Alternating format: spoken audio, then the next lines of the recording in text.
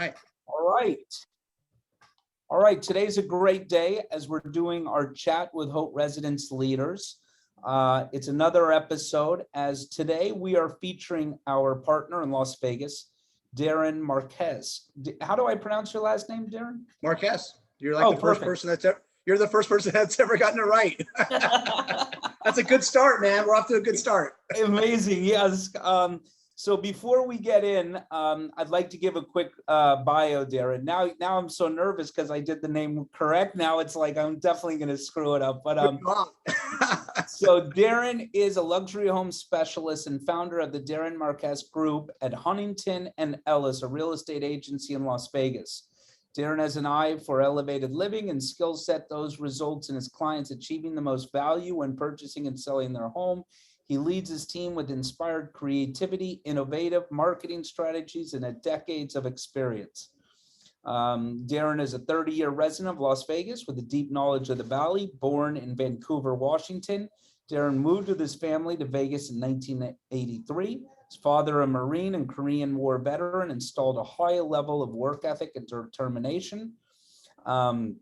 Most recently, Darin was a luxury home specialist for 11 years with Yvonne Share Group, formerly Shapiro & Share, an affiliate of Berkshire Hathaway Home Services. During the past years, Darin has negotiated more than $50 million in luxury home sales, including negotiating the highest land sale in Southern Nevada in 2016. During his tenure at Yvonne Share Group, Darin held the role of sales manager for Ascaya, a premier luxury home community in Henderson with 313 estate sites that is projected to be the greatest collection of desert contemporary architecture in the country upon its completion. Spent 5 years at Ascaya, which recently opened its $25 million clubhouse and completed 5 of its 6 inspired homes by some of the country's top architects. And now tell us a little about yourself, Darin, because now you have your own company, correct? Yep. So I left 18 months ago and started my own team over here at Huntington and Ellis. That was after being with Ivan and Florence for almost 11 and a half years. So amazing. And how's the movement? Because obviously, you know, you did the move during like right around the beginning of COVID, correct? Oh yeah, I mean, talk about testing my my determination and dedication to what I was doing. Yeah, so I left in December of 2019, moved over here, started my team. Then we roll around March 17th and everything shuts down, and I'm thinking, holy shit, what did I do? And but everything is worked out. I mean, we definitely had a few scary months there, where during the summer, of course, it slowed down and there was literally no activity here. And then there was this incredible rebound that started late August, early September of last year. And we more than made up for it in the fourth quarter of last year. I think we grossed almost 22 million in sales just in the fourth quarter of last year. And this year we've been off to an incredible start. We're currently sitting at 54 million in sales and on track to break 100 million this year. Oh, amazing. Well, let's rewind back. You've been in Las Vegas for a long time, which is like, that's kind of not ordinary, correct? Because most people are just moved to Vegas. People used to ask me why my parents would even raise me here. So, and of course they all thought my parents were a bartender and a stripper. So, or a casino host or something like that. No, I understand. Yep. But your father was a Marine. Yes, he was. Yeah. And what did your mom do? My mom was actually a checker here in Vegas, and at one of the grocery stores. So okay, and so you grew up in Vegas. You never wanted to leave Vegas, huh? It's funny, man. I there was different points through my career where I had opportunities to move to other locations, and Vegas was always home for me. I mean, fortunately, I had other job opportunities or jobs where I traveled, so I definitely got to experience other areas of the United States. But I've always loved Vegas. I've always been a big fan of Vegas. And so tell us a little about how did you get into the real estate? Was that your first profession, or what was like when you got out of high school? Because what exactly did you do? Did you tell us a little about your first moves in your career? So believe it or not, I started working when I was 14. I was into bodybuilding at the time and competitively, and I started working for a local health food store here. And I worked for them for about 5 years until I was 19. And one of our customers offered me my first sales opportunity, sales job, which was outside sales for a construction company here in town. And this is what kind of led me into luxury.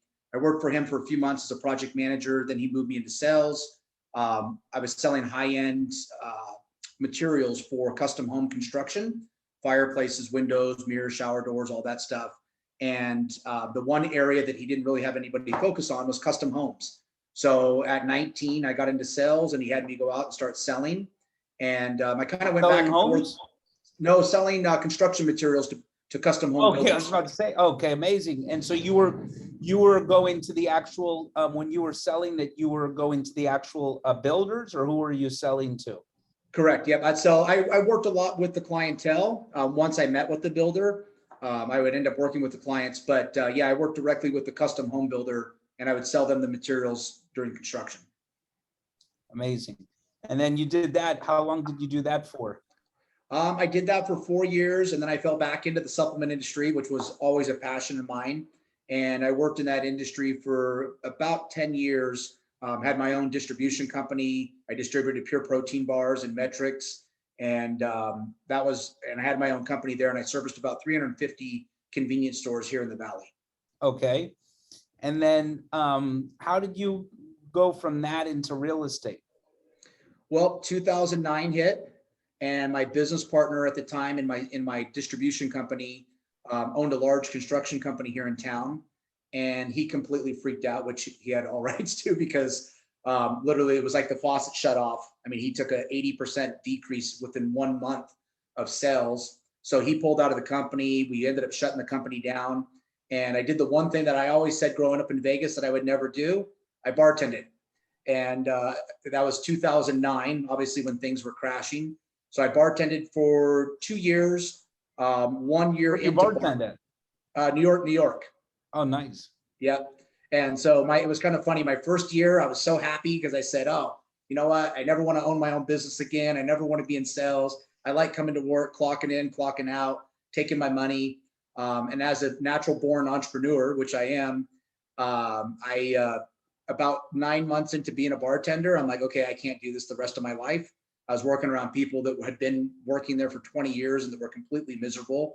And so all my friends who were in real estate, and I had a lot of other people that I knew that would always say to me, man, you should get into real estate, Darin. And I'm like, I don't know if I really want to do that. Well, finally at that point, I thought, you know what? I'll go and I'll get my license. So I was bartending at night, going to real estate school during the day. And that's how I started I got my license. And fortunately, a friend of mine from the gym, who him and I would sit and do cardio every day. And it was an interesting story because I always just thought he was a real estate agent. And we were talking one day and he says, Darin, you're getting your license? It's 2009. Are you crazy? He's like, you know what's going on, right? And I said, yeah, but it doesn't matter because I'm going to get into luxury real estate. And those people always have money and they'll always buy and sell real estate. And he laughs and he goes, good move. And he goes, well, who are you going to work for?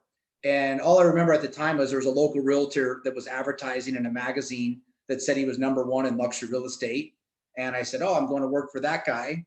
And my buddy says, no. I've got 2 people I need to introduce you to. They're the #1 brokerage here in town for luxury real estate. Florence Shapiro, who's the lead of the team. She's been working, she works with every top name CEO and casino owner here in town. He's like, I'm going to set up a meeting with them. And, usually people say that and nothing ever happens. So he gets off, he comes back 5 minutes later. He says, I've got a meeting set up with you. And Wow. with Shapiro and Shearer. And I'm like, oh, okay. And so flash forward, I end up meeting with them. And I got to tell you, at the time, I was probably the brokest financially I'd ever been in my entire life. I was working bartending and working part-time at a health food store and trying to get my real estate license. But I mean, I was at that point where I was literally cashing in change for gas for my car. And so I had this opportunity to go meet with Florence and Ivan, which for me was, I started looking at their website. I'm like, holy crap, they deal with like $10 million homes. And, I could barely put gas in my car, and I'm going to go meet with these people. And so I went and I met with Florence and Ivan, and fortunately, Florence saw something in me at the time, and Ivan did as well, that they didn't normally bring on new agents. But Florence said, you know, there's something about you, I'm going to have you start here. And that was a complete turning point, not only in my career, but in my life financially, that really got me back on a right path and working with some incredible mentors. What's remarkable is you got in the business, I mean, when everyone was basically getting out of the business. Yep. And everybody thought I was crazy for that. But my thought was always, when they would say, Darin, why are you getting your real estate license now? It's horrible. And I said, yeah, I think this is the best time. To me, I thought of it, I'm not, you know, I don't buy stocks or anything, but I thought of it as like the stock market, right? You don't buy when it's high, you buy when it's low, and you ride it up. And I thought the same thing about real estate. I'm going to get into it when the market's low and it's bad and people are getting out. And if I can learn now during the toughest time, when the market returns, one, I'll be a veteran by that point, and I'll have really good training and experience. And so when you got to work with them, how long did it take you to start? How long did it take you to really get your first deal, whether it be a listing or a sale? Tell us a little about, okay, you get the job there, then what? Then what you do? So I got a little spoiled. It was interesting. So my first month, I landed two $1.5 million deals, which at that time in this market would be the equivalent of like $3 or $4 million deals now. But both of those were prior customers of mine from when I'd sold construction materials. And so they ended up listing their homes with me. And I got a few other deals. And my first 90 days was like incredible. And I'm like, man, I'm off and running. I'm going to be rich. I'm going to be, you know, one of the biggest real estate agents. And then I sold those, and it was a 9-month drought afterwards of nothing, of every day going to the office and calling and trying, and absolutely nothing. And literally the first 5 years in real estate, man, from 2009 to 2014, it was tough. Every year when my realtor dues came up and it was time to pay them, every year I was going to quit. And every year, thankfully, I had two great people who believed in me more than I did than myself at the time. And every year they'd say, no, Darin, you can't quit. You're just getting started. You're just getting started. And so I'd give it another year. And then the next year would come around and same thing. I'm going to quit again. And they'd keep me going. And it was interesting. The turning point was at one point, I'll never forget, I went and met with Ivan. I said, man, I'm done. No more moving forward. I'm at complete rock bottom. And it was the best thing he ever said to me. At the moment, I was pissed. He says, that's awesome. And I'm like, awesome that I'm at rock bottom. I'm broke. I can't afford to pay my dues. He says, Darin, this is the best thing, man. Everything from here is up. Everything from here is up. And I was like, shit, okay, I can't give up yet. So I moved forward, and about 90 days later, they came to me. Ascaya was getting ready to reopen. They had started that development finished that development in 2009. Obviously, it was a bad time to open it, so they closed the development down. And they had come back to the Shapiro Insure Group at that time and asked Florence and Ivan, hey, is now the time to reopen this and start selling luxury home lots again? And they said, yeah, we think it is. And they said, do you have anybody in mind for a manager? And because of my past experience with new construction and selling to builders, I was one of the only agents in the office that had been listing land, because a lot of those builders would come back to me and say, hey, Darin, market's bad. We need to get rid of this land that we bought. We're going to build spec homes for. And I knew all the custom home builders. So Florence and Ivan felt that I was the best fit for the development because I knew all the custom home builders, and that's who we needed to go after. And I understood land. And so they came to me and they said, you know, would you be interested in this opportunity? And I was like, of course, you know, I didn't even know what it was, but anything they were offering me, I was going to say yes to. And so I said yes to it and went out and started to learn about the development. And then I found out the developer that owned it owns Rosewood Hotels, and I was going to meet with them. And I was so nervous, man, for a week that I was going to throw up every day. And anyway, met with them. They hired me on. And I'll never forget the first call I got from Ivan as when they offered me the position. He said, hey, you got the position as manager. I said, great. Kind of hung up, called him back because I was shocked. And in my mind at that time, all my previous experience, my salaries always averaged, 40 to 50,000 a year. So I'm thinking, this position's going to be 60, 65,000 a year. It'll be a good start for me. And Ivan calls me back. He says, oh, by the way, I didn't tell you what the starting salary is. And I said, oh, okay, what is it? And he says, 130,000 a year. He's like, is that okay for you? And I'm like, yeah. So, and he goes, and bonuses, that doesn't count the bonuses on top of it. And so that's where I started at Askaya and that's what really. How long, not to interrupt, because how long was it from when you started in real estate to when you got that project? 5 years. So the first 5 years, basically outside of the first month, was very slow for you? Oh yeah. Yep. I mean, I think maybe my best year I maybe made 25 grand, 30 grand. Were you working also at the Haute, New York, or going 100% in real estate? I left after 2 years at New York to try to go full time, and had to end up going back and working 2 jobs again, 2 part-time, 1 full-time and a part-time job. So I was working for a beverage company doing sales for them during the day. And I would I was very good about time blocking. So I had all my week very organized, and I would and the company was on the East Coast. So my morning started early, and in the afternoons, I would go and do open houses. And on weekends, I would do open houses. And that got me out there, at least selling and working with people and keeping myself in the business. And see, to me, that's an amazing story because, you obviously now have built a business where you have your own company, you have people work underneath you. And, for 5 years, you made no money, and, and to be able to continue not to quit while you hold a second job is an amazing attribute. But it should be, when people look at you now, or they look at real estate agents that are successful, have their own teams and companies, they think like they see the good parts and they think it's all fun and games, it's like Disneyland. But like people don't realize like the work that you got there. You're like the guy that was like, playing basketball instead of having fun. He was sitting there and playing basketball like 8 hours a day during college, and now he's at the pros. The time. What advice would you give to people starting out so they don't quit? Because obviously it's easier said than done, but going to work every day and not making money is not easy. I think 2 things. I think 2 of the biggest things that I see agents fail when they start, and the big reason why there's not a high retention rate, is that number 1, they try to do it on their own. And I think anybody who's successful knows that you can't do it all on your own. I think the other thing is surrounding yourself with the right people. I mean, I say it every day that if I wouldn't have been fortunate enough to join the Shapiro Insure Group at that time, and if I hadn't been around somebody who could make that connection for me, which, funny story about him, who I thought was a realtor, I knew him well, but I always thought his realtor. Later down the road, I found out he was actually a large developer who was worth probably 500 million.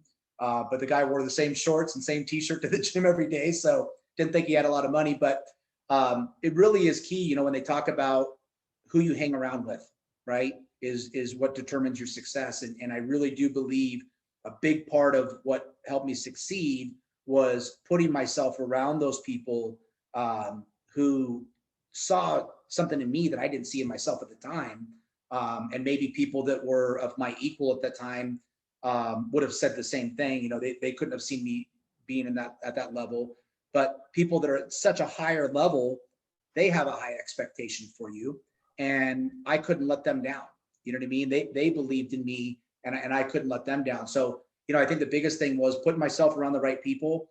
But the other thing is that, and I think that a lot of brokerages will tell agents when they first start, you got to quit your job and you got to dive all in. And to me, it feels like the multi-level marketing approach with like, yeah, you got to go all in, raw.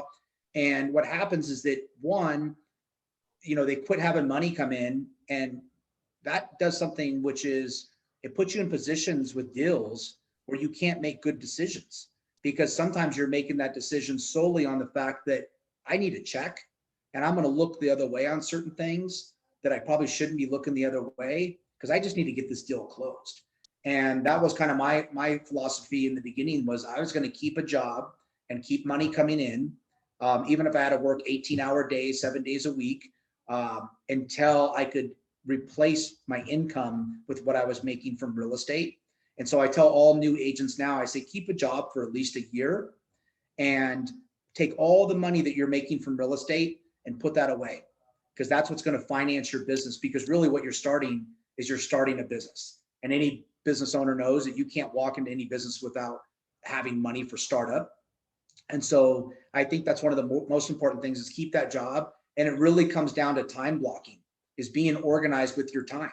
I found that I was much more efficient than most of the agents that I was even on the team with, because I was very focused and dedicated with my time blocks. So I knew I worked 4 hours on one day for real estate and 4 hours on another.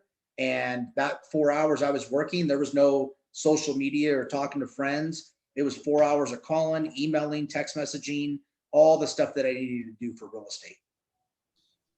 And so you got the dream, you got your real start, which took 5 years to do the project Ascaya, to manage it.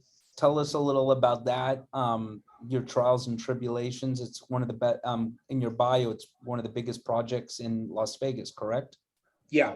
So when it's all sold out of, gross sales on it will probably be over $1 billion. Oh, wow. How many? I mean, 300 homes. That's a lot. That's a huge project. 313 custom home sites. Average price of the home site in there is 1.5 million. And what's the highest home? They've got lots that will probably sell as they get to they're still probably 5 years away. They've got lots up at the top that will probably sell for anywhere between 25 to 30 million. Oh, wow. Yeah, for just land. It's pretty incredible. Oh, you mean just for the land itself, not just for the land? That doesn't count the house on top of it. It's starting to become very well known. Mark Davis, they just had it on the news last night. He's building his home there, which will be worth about 15 million. But it's got some incredible homes. And the great thing about working there, that I tell everybody, yes, the money was great in the beginning. The greatest thing that came from Ascaya was that, one, it created a brand for me. It allowed me to stand out a little bit from the other agents on my team, because I was running this large development and I became the face of the development. So all my videos, all my social media marketing, everything was about Ascaya, and I was able to leverage off of that brand. But really the most important thing to me, honestly, was all the clients that I got to meet. Everybody. I was gonna say, you probably built an amazing database. Yeah, but not only the database was what I got to learn. So many of those clients taught me so much about business and selling. Oh, wow. And I got to learn from these people that were worth hundreds of millions of dollars. And sometimes I'd just sit and chat with them after we'd close the deal and we'd hang out. And I got the knowledge that I was able to obtain from working there for that 5 years is worth more than anything they could have ever paid me. So. And then, and so you did that and then 18 months ago, you went to launch your own business. What made you decide to do that, if you don't mind me asking? So 4 years in, 3 years in, no, say that back, 4 years into Ascaya, Florence, who was our team lead, she passed away. And and so at that time, Ivan needed some help. So I stepped in as the general manager for the office as well. So I was at that time managing Ascaya and overseeing 32 agents plus admin at our main office. And it was like drinking water from a fire hose for about a year. But it gave me a great opportunity to learn a lot, like really quickly, about managing agents and running a team. And it was our first year we were able to break 300 million with that team. Oh, and wow. So it gave me an opportunity, and it gave me the confidence finally that when my contract was up at Ascaya after 5 years, I went back and tried to be an agent on the team. I didn't want to be in management anymore. And I realized that wasn't me. I didn't want to just be in sales. I wanted to build something. Again, being an entrepreneur, I had all these ideas and I knew it wasn't my business. And so I went to Ivan, and him and I are still really great friends. And I said, man, I think it's time that I go on my own. He said, yeah, I knew that was coming. And he said, Darin, do it. It's you've got my support, man. And so I left. I took the leap. It was pretty scary because I went from having a great salary at Ascaya and making great money to all of a sudden no paycheck anymore. And I recently had just gotten married. So that was a tough conversation with the wife that, hey, I'm leaving. I don't know when my next check is coming, but I'm going to hustle. She was thankfully very supportive of it as well, and said, do it, you got to do it. And so that's when I left and started on my own. And it was scary to say the least, but it was the best thing that I could have ever done.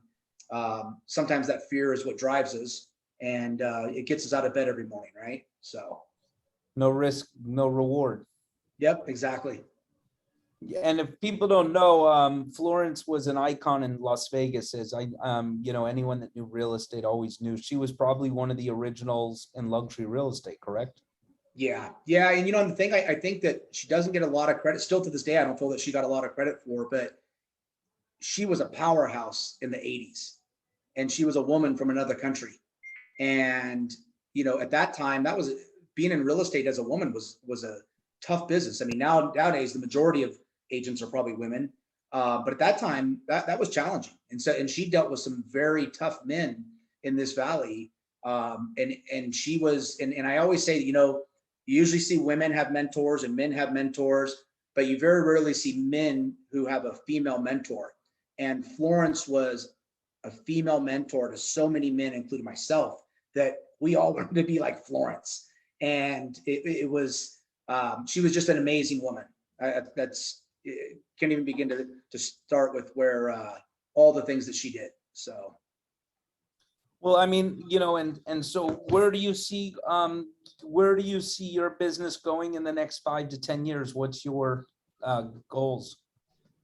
Number one is to grow into other markets, because especially in the luxury market, as we know that, people who live in Orange County, they own houses in Vegas and Park City and Montana and all these other markets. So the next step to my business is beginning to grow my team, not only locally, but in other markets. So the next 2 markets I'm going to are Montana and Orange County. Interesting. Yep. On Montana. Orange Yeah. County, I get it, because a lot of people come from Orange County, but Montana is interesting. But I assume a lot of locals from Vegas like to go to Montana. Correct. Believe it or not, there's a high influx of buyers coming from Nevada going to Montana. Plus, my mother-in-law is an agent up there. She's at a point where she wants to retire. So my wife and I are part of the reason why we're getting our licenses there, is that we'll take over her business in time. Okay. And continue to grow that. But, Whitefish has become one of the most popular high-end luxury areas in Montana.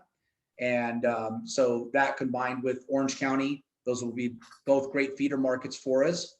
And so I'm looking to go there. And then over the next 5 years is to grow into multiple locations, grow my team, and really set myself apart. I try to do things differently than most agents do. I understand that, Zillow and Redfin, those are going to put a major dent in the real estate market for agents in the next 3 to 5 years. And we need to start thinking now what we're going to do differently to grow our business. And that's what I'm working on. But I think your story is remarkable because you come from a humble background, and, the way you got to where you got to is you've taken chances, but it's not been the easy road. Any successful entrepreneur, businessman in real estate, you see the fun, you see the big checks, and you think it's, it's very easy, but people don't realize, the pain and the sweat that you have to do to get there. Plus, in real estate, it's not like you have a salary, so you're taking a chance, and Yep. and to get your story, it's remarkable because there's a lot of people that are probably, a year or 2 years and they're ready to throw in the towel. And they might not have a mentor like you had with Ivan and Florence that said, hey, don't quit, just stick in there. You're doing the right thing. So to finish this off, is there any parting words that you have to say of how you became successful and your attributes of what made you successful? I think a lot of that I will say, that's why I mentioned my dad in my bio, is that him being a Marine, not gonna lie, he raised us like Marines. We didn't sleep past 6:30 a.m. It didn't matter if it was a Saturday and we got home at 4 a.m. He still got us out of bed at 6:30. And so I still apply a lot every day. Huh?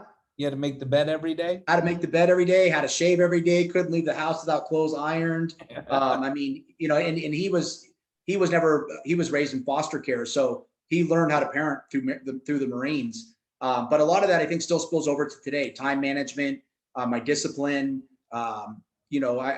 But I think the biggest thing is that he always taught us was never let somebody tell you that you can't do something. He's like, you can always figure out a way. And number two was to never give up. He would not allow us to give up on anything.